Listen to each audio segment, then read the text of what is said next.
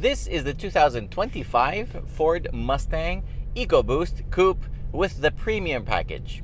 It is the most affordable Mustang you can get. It only comes with an automatic transmission, which absolutely sucks. Not that the transmission is not good, but it sucks that you can't get a manual anymore. It is a very good looking car. This one here has the intense yellow and the night package, so it is a really good looking car. I love this yellow with the black wheels. It's actually really good looking. I also love the black roof. Prices in Canada start at $44,580. This one here, as tested today, is $53,520, which still makes it really good value. Under the hood, you have 4 cylinders less than what you should have, but you do get a turbocharger in its place.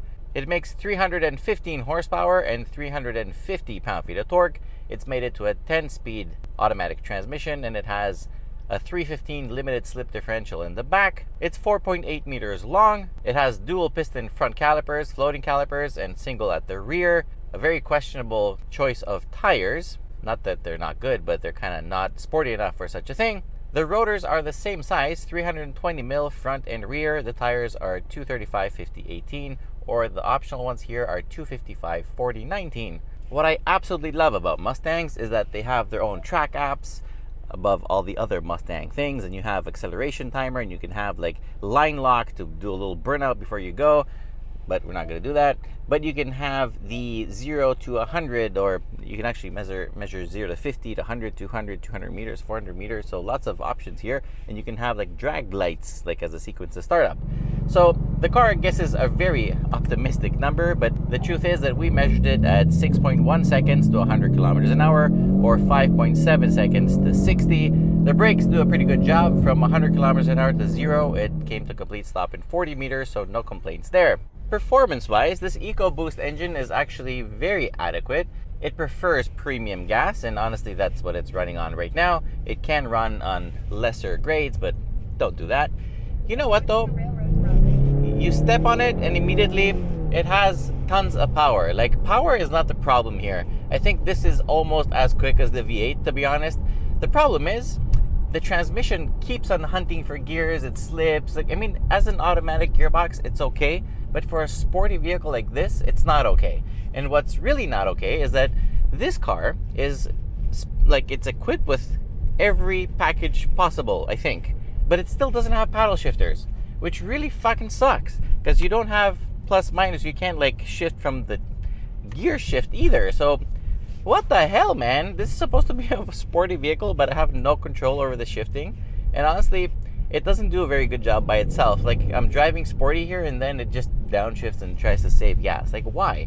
I want to give it some power, but no, I have no control. So honestly, you really, really need either paddle shifters or a standard gearbox, because honestly, this is not working for me.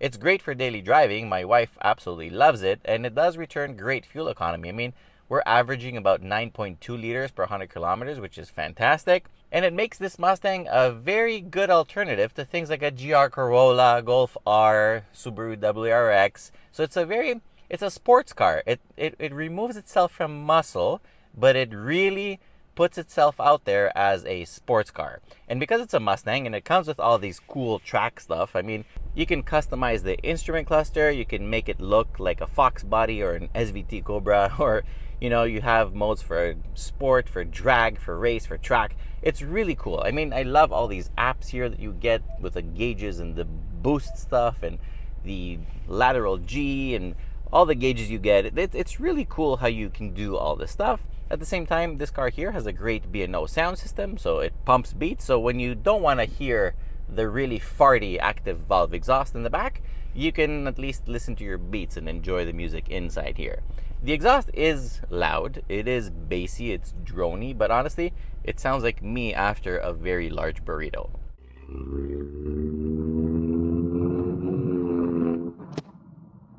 It's not very satisfying, and the tires are a little bit too soft for this kind of type of car, but even like this, the Mustang does handle. I mean, it does corner. It's very soft, so the suspension is tuned for a very comfortable daily commute. It's not too low to the ground.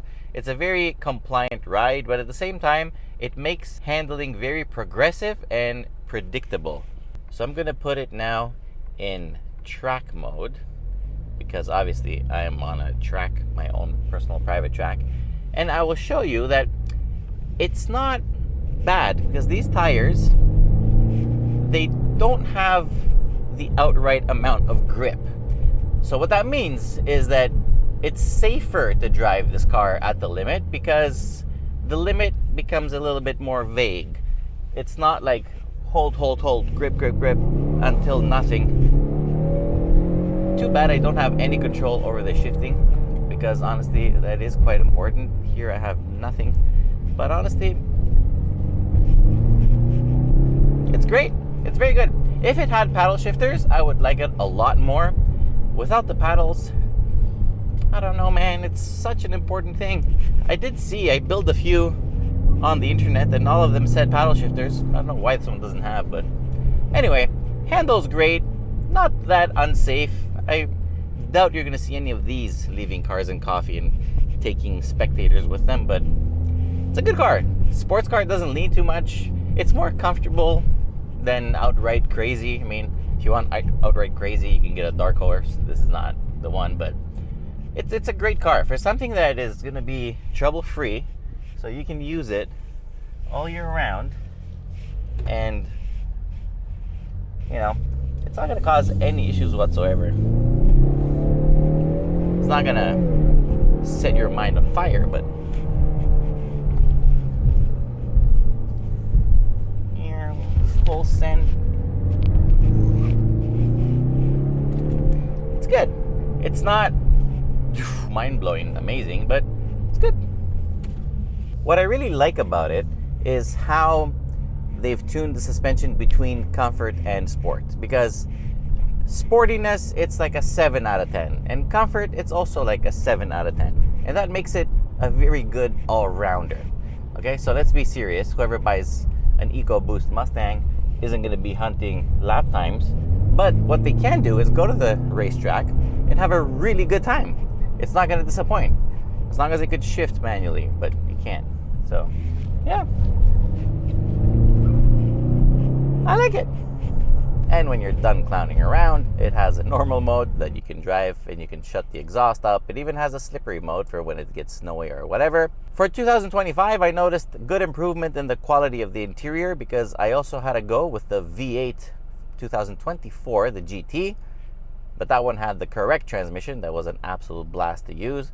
So for 2025, I was saying that I like the materials inside. They all feel a little bit improved compared to 24. Once again, it doesn't compare to like German rivals, but for its price point, the interior is really nice. You have really nice displays that you can literally load so many apps for information. It's amazing. The instrument cluster is great. You can customize the colors. Honestly, this Mustang gives you a lot to play with. It has a custom mode, which you can customize, and you can have different options, different settings for the steering wheel, the traction control, the exhaust, like the drivetrain. So honestly, it's a very customizable vehicle, and I really like that about it. The seat is great. The driving position is fantastic. I'm not too fond of the steering wheel. I can't find a comfortable and good way to grip it. I just feel that around the 9 and 3, there's just too much. I don't know. It's not my. It looks very nice, but when you grab it, something doesn't sit right. So not really fond of the steering wheel. Other than that, you get exactly what you need to have here. So technology is pretty good. You have adaptive cruise, you have USB ports, you have a place for your coffee. You have an electronic handbrake, so no handbrake turns. But honestly, even in the back, my kids sat back there, no problems. I mean, not behind me, but 1 and 1. So consider this a 3-seater quite comfortably. I'm only like 5'10" and a half or 175 in meters. Honestly, I don't think anyone can sit behind me. No one with legs, at least. Maybe, what's that guy? Oscar Pistorius? Yeah, he could sit back there, but no one else. It's a very good car, and it has a very big trunk, surprisingly, for a coupe. So extra points in practicality right there.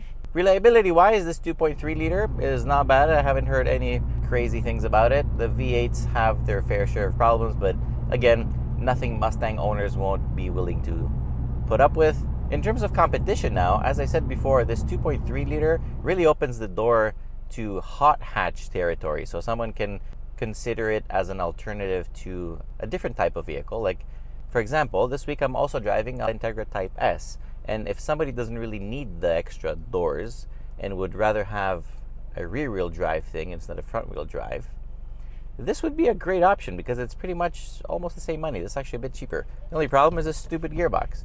So if Ford gave you a manual transmission option with the EcoBoost, I would be really tempted. I mean, the only thing you really lose compared to a GT with buying an EcoBoost is resale value for sure. But other than that, is the soundtrack is wrong because in a Mustang you're expecting the Coyote. Okay, that's the best sounding engine in the world, probably at an affordable price. And the transmission, the Coyote, you can get the V8 with the stick. I mean, between the two, there's about $10,000 worth of a difference. If you plan to drive your Mustang daily and you want the style and you want, you know, the whole experience of the Mustang without having the pains of a Mustang, which is fuel economy, because let's face it, the GT is pretty bad on gas, whereas this one is actually really good on gas. Look, I get a range of over 600 kilometers on a tank. Good luck seeing that with a V8. So for that reason, I think that the EcoBoost, as much as people like making fun of it, I think it's a really good car, and it's definitely something you should consider buying. I mean, I would consider it if it had a stick shift or paddle shifters. But with neither, like this setup, auto with no paddles, big X. So that's pretty much it with the 2025 Ford Mustang Ecoboost Fastback. Hope you like this video. Please share it with your friends. Subscribe. Till next time, see you later.